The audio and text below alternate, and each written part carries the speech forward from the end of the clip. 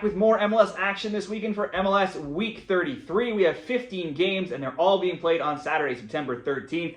Let's look at 8 of them for this weekend's MLS best bets and predictions. Be sure to give the video a like and subscribe to the channel to get more soccer picks, more MLS picks, European soccer, Champions League, Europa League, and more all throughout the rest of the year. We'll start it off with Atlanta and Columbus, the Crew. They haven't been that consistent lately. They only have 4 wins in 11 league games. None of those wins have come in their last 3, with a 1-1 draw, 2-1 loss, and a 0-0 draw last game with the Red Bulls. They do have a new DP striker, and last game is the only time in 8 games where they haven't scored. Atlanta, they've been consistently poor all season, certainly not going to the playoffs. They only have 2 wins in 15 games. One of those wins did come last game in an upset of Nashville, winning 1-0. They drew TFC 0-0 before that. Previously, both teams to score bets had gone 9-0. That prop now 9-2 in MLS games.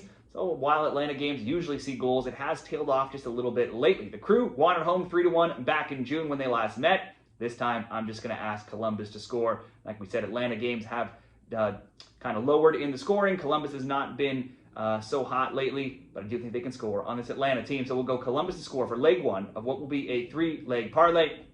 Next up, Montreal and St. Louis. This is the first ever meeting between these teams in this interconference matchup. It's a rather meaningless game, though, with each team being 14th in their respective conference. Montreal, they drew their rivals TFC 1-1 last game. They now draw on 3 of 4 games, while being undefeated in 4 with only 2 losses in 8, but only 1 win in that time, too. Both teams' score bets have gone 8-0 and 11-1 in their recent competitions. Montreal's defense could be missing a center back in Morales, who played with Bolivia in World Cup qualifying.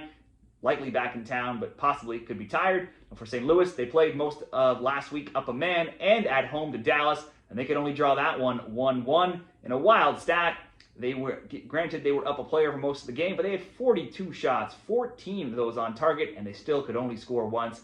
It's sort of a crazy scoreline. St. Louis is one of the worst teams on the road, and in fact, they have the worst record at 1-2-11. They've been outscored 28-13. They're winless in 4 with just 2 wins in 13. But both teams to score bets have been the way to go in St. Louis games. It's 6-0 and 8-1, and the both teams to score an over 2.5 is 5-1. Player prop-wise, João Klaus leads the team in goals. He's got 1 or more shots on target now in 9 straight, and also in 13 of 14. Certainly, I could see with little on the line here, and 2 teams that seem to be able to score enough and also concede. Both teams to score, maybe both teams to score over 2.5. Throwing Klaus in there for a shot on target, or a Wuso from Montreal could bump that up as well. We'll just go for this bet, both teams to score, and round it out with DC and Orlando.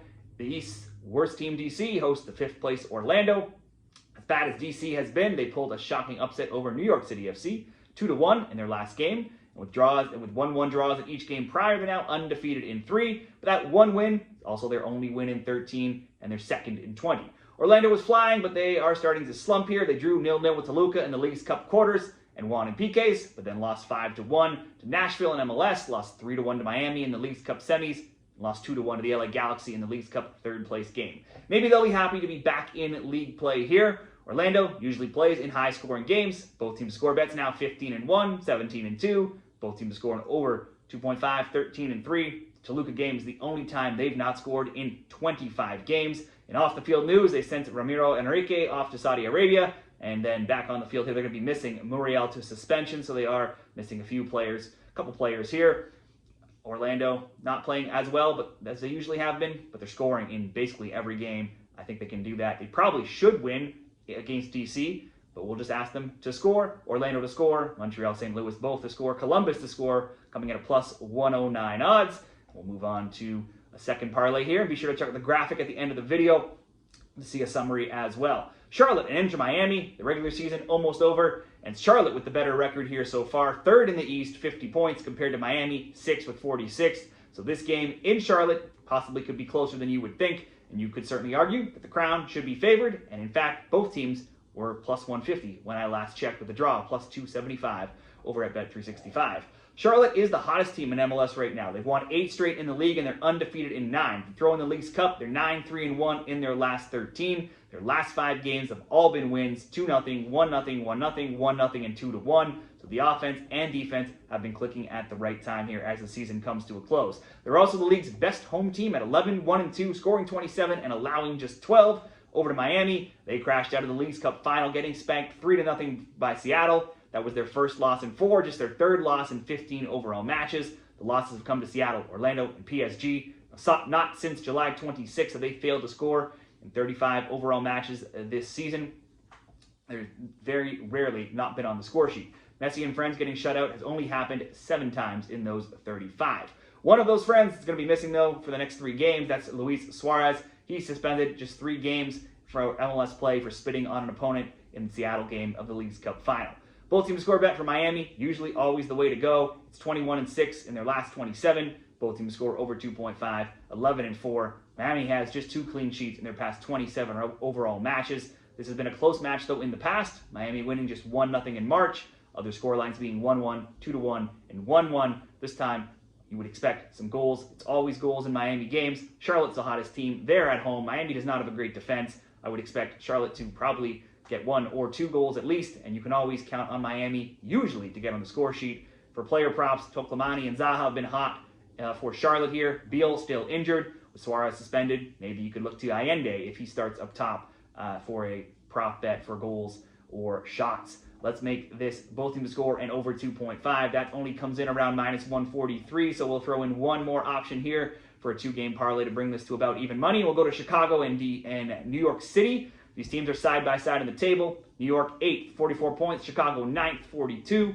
New York City coasted to a 3-1 win in May, dominating XG 4.1 to 0.2. Chicago took red cards in the 31st and the 84th. Now, while the last 2 score lines are 3-1 and 2-2, the under 2.5 is 8-2 in their last 10 meetings. After 5 games without a loss and 9 games finding the back of the net, Chicago put up a dud, losing 4-0 to Philly. But last week they bounced back, beating New England 3-2. Chicago has scored 13 goals in 7 games, but they also have only 2 clean sheets in their last 19. New York was off last week. They'll be eager to erase the memory of losing to a very poor DC side 2-1. They're now an even 3-0-3 and 6 across their last 6 matches. Only 1 time in 9 games have New York City not scored. Only twice in 12 have they kept a clean sheet. Before the DC loss, Alonso Martinez has scored in 4 straight games from New York, and he has 14 on the year. Meanwhile, Kuiper is 16, Zinchenko with 12. They've been filling the net all year for Chicago. We have a few hot strikers here. We could see some goals. I'm going to ask there to at least be 2, but possibly both teams to score is a good option. We'll go over 1.5 Chicago, New York, with the both teams to score over 2.5 Charlotte and Miami for plus 101 odds. Next up, San Jose and LAFC. San Jose have the last playoff spot. They're 9th. They have 6 points. They're just 6 points back of 5th place LAFC. Quakes games are always high scoring. They lost 3-1 in their last game. They've won only 2 of 11, and the both team to score is 14-0. Both teams to score over 2.5, 11-3 in that time. LAFC have only lost 2 of their last 12 games in regulation across all competitions, but they've also won just 2 of 9 as well, just 1 of 4, and recently they have a 1-1 draw and a 2-1 loss. When these teams meet up, it's always fireworks, and with 45,000 or more fans expected at Levi Stadium to welcome Sun to town, this could be no different. Let's look at how these teams have played previously when they meet up. The both teams to score bet is a perfect 11-0 and also 15-1. And if we look at those 11 score lines, 2-1 LAFC earlier this year, 3-1, 4-1, 6-2, 3-1, 1-1, 2-1, 2-1, 2-1, 3-2, and 3-1. Durango, Martinez, Buwanga, Sun. You would expect goals again. Probably both teams to score and over 2.5, or at least both teams to score for leg 1 of what I will create a 2-leg parlay that will go to Seattle and the Galaxy. Since going out of the Club World Cup to PSG, the Sounders have been near perfect at 10-4-1. In 11 of those 15, they scored multiple goals, and they've scored 5, 2, and 3 in their last 3 games, winning 5-2, 2-0, and 3-0. One of those games was a 2-0 win over this exact Galaxy team in the Leagues Cup semis. Go a few games back, and they also blew away the Galaxy 4-0 in MLS. Now, LA got their CONCACAF Champions Cup spot by winning the Leagues Cup third-place game 2-1 over Orlando. Greg Vandy rotated last game, and they did not win, only drew Houston 1-1. LA 8-4-6 in their last 18 across all competitions. They've scored in 18 of 22, multiple goals in 8 of 14, but always concede. They have conceded in 30 of 34. In their last 15, the only team they've not scored on, though, is this Seattle team, and it's happened twice. Nobody has more home points in the West than Seattle, 8-4-1 with 28 points. Nobody has fewer road wins than LA's 0 at 0-6-9, where they've been outscored 34-16. LA hasn't won in Seattle in 10 games either, going all the way back to 2016. Usually you can count on LA to score, but Pencil's coming back from international duty. Peck is suspended. This team got what they needed to get the CCC spot. They might not be offering too much the rest of the way here. They know their season's done. I only want to put my money on Seattle in this game. So whether it's Seattle to win or Seattle to score 2 goals, just in case LA does somehow respond after losing twice to them, I will just focus on Seattle over 1.5, so to score 2 or more goals. Paired with that, both teams to score, San Jose and LAFC, to get plus 112 odds. If you bumped up San Jose and LAFC to over 2.5, that could bring it up to plus 149.